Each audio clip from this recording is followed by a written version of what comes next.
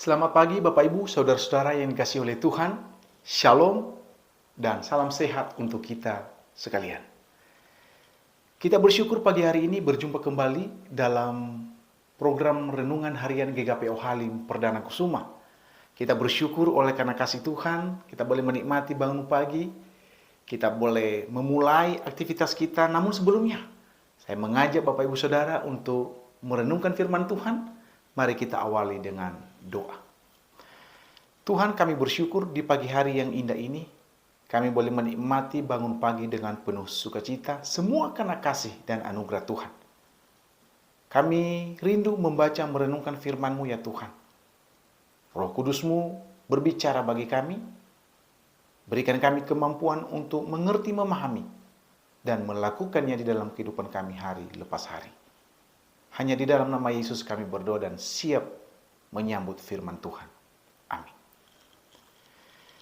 Amos pasal 4, ayat 4 sampai ayatnya yang kelima, saya akan baca bagi kita dalam terjemahan baru 2. Datanglah ke Betel dan lakukanlah perbuatan jahat. Ke Gilgal dan perbanyaklah perbuatan jahat. Bawalah kurban sembelihanmu pada waktu pagi dan persembahan persepuluhanmu pada hari yang ketiga. Bakarlah korban syukur dari roti beragi dan umumkanlah persembahan-persembahan sukarela. Siarkanlah itu, sebab bukankah yang demikian kamu sukai, hai orang Israel? Demikianlah firman Allah. Tema renungan bagi kita hari ini adalah ibadah yang tulus, bukan ritual kosong. Saudara-saudara, kitab Amos adalah salah satu kitab dalam perjanjian lama yang ditulis oleh Nabi Amos, yang dipanggil oleh Allah secara khusus untuk menyampaikan pesannya kepada bangsa Israel. Kalau kita melihat pada waktu itu, Israel berada dalam kondisi yang tampak sejahtera secara ekonomi. Namun, moral dan spiritual mereka merosot tajam. Ibadah mereka dipenuhi dengan kemunafikan. Dan mereka lebih mementingkan ritual-ritual daripada ketaatan yang sejati kepada Tuhan. Amos 4 ayat 4 sampai 5 yang menjadi renungan kita pagi ini. Di sini kita melihat bahwa Tuhan Allah menegur dan sekaligus mengkritik keras ibadah orang Israel yang palsu dan tidak tulus. Betel dan Gilgal, kita menemukan dalam bagian ini, adalah merupakan tempat ibadah yang sangat terkenal. Kedua tempat ini adalah pusat-pusat ibadah penting bagi bangsa Israel ketika itu. Betel yang berarti rumah Allah, yang sering dikaitkan dengan tempat penglihatan Yakub. Kita melihat itu dalam Kejadian pasal 28 ayat 19.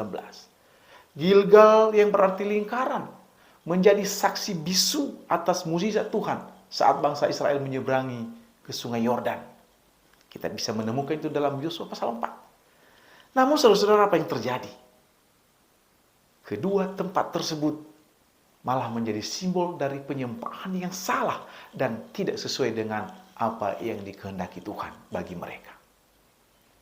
Dalam ayat ini, Nabi Amos mengungkapkan ketidaksenangan Tuhan atas ibadah orang Israel, yang dianggapnya sebagai suatu perbuatan yang jahat, di mana mereka lakukan adalah hanya ritual-ritual kosong belaka.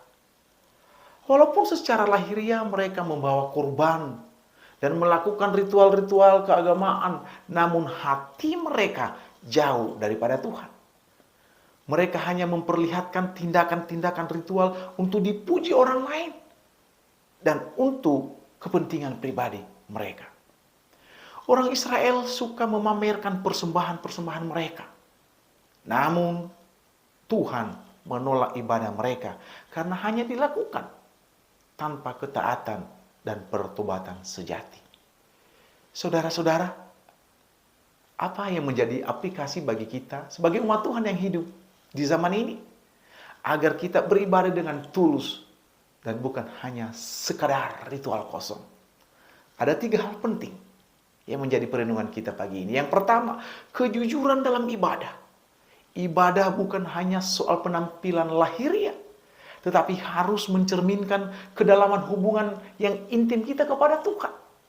Hal ini mengingatkan kita untuk memeriksa motivasi di balik ibadah-ibadah kita. Apakah kita datang untuk memuliakan Tuhan, atau hanya memenuhi kewajiban sosial kita sebagai umat beragama? Seorang yang percaya harus berusaha datang di hadapan Tuhan dengan hati yang bersih, memiliki motivasi yang tulus, penuh kasih, dan bukan hanya formalitas tanpa makna. Hal yang kedua, ketaatan sejati. Tuhan menuntut ketaatan sejati, bukan sekadar ritual-ritual kosong, yang artinya dalam hidup kita sehari-hari. Ketaatan ditunjukkan melalui tindakan nyata yang selaras dengan apa yang dikehendakkan Tuhan bagi kita. Orang percaya dipanggil untuk hidup dalam kasih, kebenaran, dan keadilan. Ketaatan bukan hanya soal melakukan apa yang benar di dalam gereja, tetapi yang terpenting, bagaimana kita menerapkannya dalam kehidupan kita sehari-hari, yaitu dengan menjadi terang dan garam dunia. Kita menjalankan perintah-perintah Tuhan secara nyata dalam kehidupan kita, keluarga, di lingkungan pekerjaan kita, bahkan di lingkungan dimanapun kita tinggal. Yang ketiga, pemberian yang berasal dari hati. Persembahan yang diberikan kepada Tuhan haruslah didasari oleh hati yang rela dan penuh syukur. Bukan karena tekanan atau lebih lagi karena paksaan. Orang percaya dipanggil untuk memberi dengan sukacita tanpa mengharapkan pujian dari manusia. Ketika kita memberi waktu, tenaga, atau materi apapun yang kita miliki kepada Tuhan, itu seharusnya harus berasal dari kerinduan kita yang paling dalam untuk mendukung pekerjaan Tuhan dan bukan demi pengakuan atas diri kita. Pemberian yang demikian tentunya memuliakan Tuhan dan membawa berkat bagi sesama. Saudara-saudara, mari kita periksa kembali hati kita dan memastikan bahwa ibadah kita adalah ibadah yang tulus dan bukan ritual kosong. Tuhan Yesus memberkati saudara. Mari kita berdoa. Kami bersyukur kepadamu Tuhan atas firman-Mu yang kami baca dan renungkan pagi hari ini, mengingatkan kami agar kami sebagai orang percaya melakukan ibadah-ibadah yang tulus dan bukan hanya sekedar ritual belaka. Tuhan mengingatkan kami umat Tuhan yang hidup di zaman ini, sebagaimana Tuhan mengingatkan umat Israel melalui Nabi Amos dalam bacaan dan renungan kami pagi hari ini.